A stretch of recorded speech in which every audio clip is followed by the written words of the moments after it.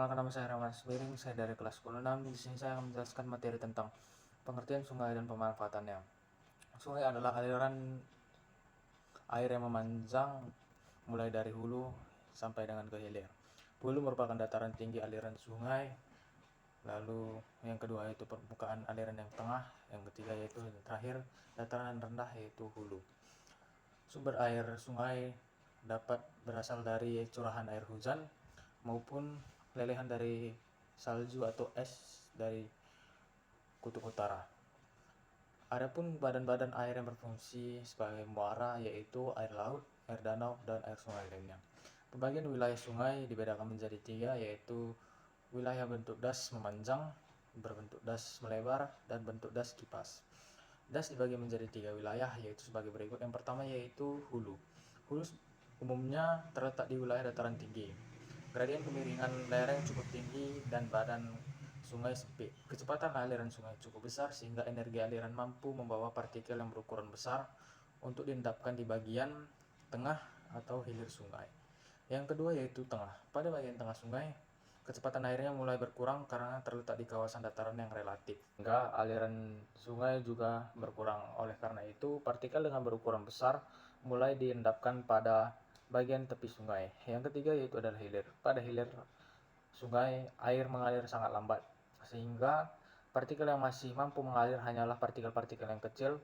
Ujungnya sebuah sungai adalah danau atau laut. Di hilir sungai banyak dijumpai sungai yang berkelok-kelok dan terkadang agak kali mati. Bentuk lembah sangat besar ataupun lebar pada mulut sungai dapat berbentuk delta, estuaria, dan gosong pasir. Berikut adalah contoh gambaran pembagian wilayah sungai, yaitu dari hulu yang terdapat dari dataran tinggi ataupun dari pegunungan. Yang kedua yaitu pada bagian tengah lembah berbentuk seperti U.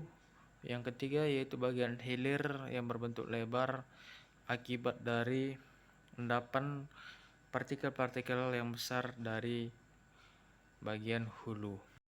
Aliran sungai dipengaruhi beberapa faktor, yaitu luas daerah aliran sungai, kemiringan lereng sungai, banyaknya cabang sungai di bagian hulu, dan lebar badan sungai.